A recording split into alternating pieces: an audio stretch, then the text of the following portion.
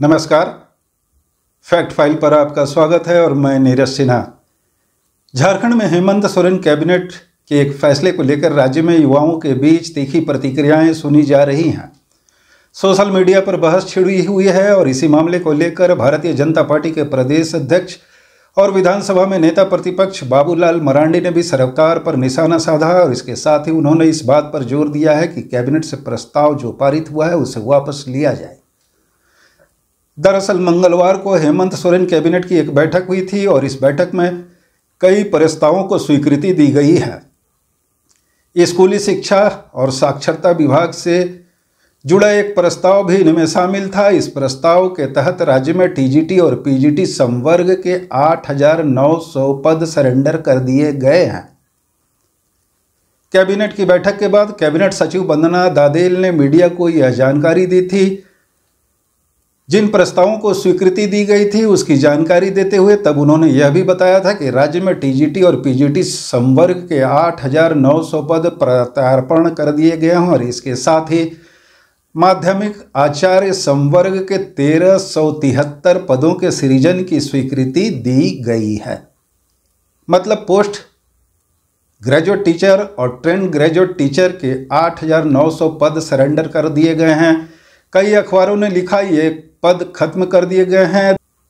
510 सरकारी +2 स्कूलों में माध्यमिक आचार्य संवर्ग के जिन 1,373 पदों के सृजन के प्रस्ताव को मंजूरी दी गई है उनका पे स्केल लेवल 6 का होगा, जो 35,400 से 1,12,400 होगा। जबकि हाई स्कूल के टीचरों का पे स्केल लेवल 7 और +2 स्कूल के टीचरों का पे स्केल लेवल 8 का होता है।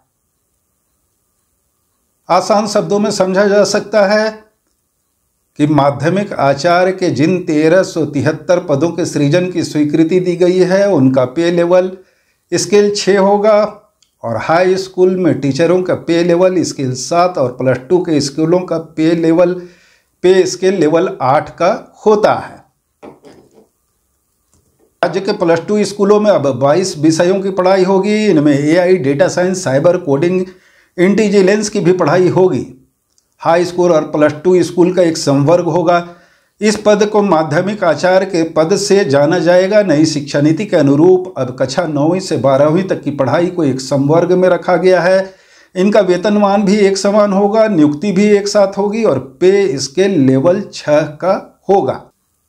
मतलब साफ है कि कैबिनेट ने स्कूली शिक्षा साक्षरता विभाग के जिस प्रस्ताव को स्वीकृति दी है उसके मुताबिक राज्य में स्कूल या +2 स्कूल में जो भी टीचर बहाल होंगे उन्हें माध्यमिक आचार्य के रूप में जाना जाएगा और उनकी नियुक्ति एक साथ होगी। 8,900 जो टीजीटी और पीजीटी के टीचर के पोस्ट थे उसे सरेंडर कर दिया गया है और 1,373 पदों के सृजन की स्वीकृति दी गई है। इन 8,900 पदों को सरेंडर किए जाने के बाद युवाओं के बीच तीखी प्रतिक्रियाएं सुनी जा रही है। एक्स पर एक यूजर ने लिखा है कि क्या मजाक चल रहा है इस राज्य में कि 9 साल से टीजीटी की वैकेंसी नहीं आई है और अब 8,900 पद सरेंडर कर दिए गए हैं। भारतीय जनता पार्टी के पूर्व विधायक भानु प्रताप शाही ने भी एक्स पर एक टिप्पणी की है और इसमें कहा है कि सरकार का यही रुख है कि ना पद रहेगा और ना बहाली होगी। युवाओं के बीच तमाम किस्म के सवाल उठ रहे हैं। सवाल ये भी हैं कि पहले से ही शिक्षकों की कमी और शिक्षा के क्षेत्र में आमूलचूल सुधार की गुंजाइश से जूझ रहे स्कूली शिक्षा और साक्षरता विभाग में हजारों पदों का सरेंडर करना, भले ही उसका उद्देश्य भर्ती को सुव्यवस्थित करना हो, पर वैकेंसी परीक्षा रिजल्ट के इंतजार में और पेपर लीक की पीड़ा से गुजरते हजारों युवाओं के बीच विश्वास की कमी को बढ़ा सकता है। इस प्रस्ताव को स्वीकृति दी जाने के बाद इसके भी संकेत साफ हैं कि योग्य लेकिन बेरोजगार शिक्षक उम्मीदवारों के एक बड़े समूह के सामने टीचर बनने के स्पेस कम हो गए हैं। युवाओं की जुबानी सिस्टम ने एक झटके में सपनों को कत्ल कर दिया है। इसी सिलसिले में मंगलवार को ही बाबूलाल मरांडी की एक त्वरित प्रतिक्रिया सामने आई थी और इस प्रतिक्रिया में उन्होंने कहा था कि यह फैसला उन हजारों युवाओं की उम्मीदों का अंत है जो सालों से प्रतियोगी परीक्षाओं की तैयारी कर रहे थे। शिक्षक पदों को खत्म करने का दुष्प्रभाव विद्यार्थियों के भविष्य पर पड़ेगा। सरकार अविलंब इस निर्णय को वापस ले और जल्दी खाली पदों को भरने की प्रक्रिया शुरू की जाए। जाहिर तौर पर पूछा जा सकता है कि क्या यह निर्णय कुशल शासन, गुड गवर्नेंस की दिशा और शिक्षा प्रणाली में सुधार के लिए उठाया गया एक अच्छा कदम है या जिम्मेदारी से चुपचाप पीछे हटना। यह एक ऐसा सवाल है जिसका जवाब केवल समय दे सकता है। दरअसल टीजीटी, पीजीटी वैकेंसी के इंतजार और शिक्षक बनने की तैयारियों में जुटे हजारों युवाओं को प्रभावित करने वाला यह कदम ऐसे समय में उठाया गया है जब राज्य में स्कूलों में शिक्षकों का बड़े पैमाने पर टोटा पड़ा है और शिक्षा की गुणवत्ता पर इसका सीधा असर पड़ रहा है। अब बात करेंगे राज्य में 26,001 सहायक आचार्यों की नियुक्ति को लेकर नया अपडेट क्या है। मंगलवार को ही झारखंड हाईकोर्ट ने शिक्षकों की भर्ती से जुड़े एक मामले की सुनवाई करते हुए झारखंड कर्मचारी चयन आयोग के चेयरमैन को यह निर्देश दिया है कि वे कोर्ट को बताएं कि 26,000 स्कूली शिक्षकों की नियुक्ति की प्रक्रिया कितनी जल्दी शुरू और पूरी होगी। यह सुनवाई पिछले साल दायर एक रिट याचिका पीआईएल के जवाब में हो रही थी, जिसमें झारखंड में शिक्षकों की भारी कमी की ओर ध्यान दिलाया गया है। गौरतलब है कि पिछले साल के दिसंबर महीने में केंद्रीय मानव संसाधन मंत्रालय की U-+ की एक रिपोर्ट सामने आई है और इस रिपोर्ट में यह जानकारी दी गई है कि झारखंड छात्र और शिक्षक अनुपात के मामले में देश में सबसे अंतिम पायदान पर है। नेशनल रेशियो 30:1 का है, मतलब राष्ट्रीय औसत 30 विद्यार्थी पर एक टीचर का है। झारखंड में यह रेशियो 35 विद्यार्थी पर एक टीचर का है। झारखंड के साथ ही अलग राज्य छत्तीसगढ़ अलग राज्य का गठन हुआ था और छत्तीसगढ़ में छात्र शिक्षक का अनुपात 21:1 का है, मतलब छत्तीसगढ़ राज्य में 21 छात्रों पर एक टीचर हैं और झारखंड में 35 छात्रों पर एक टीचर है।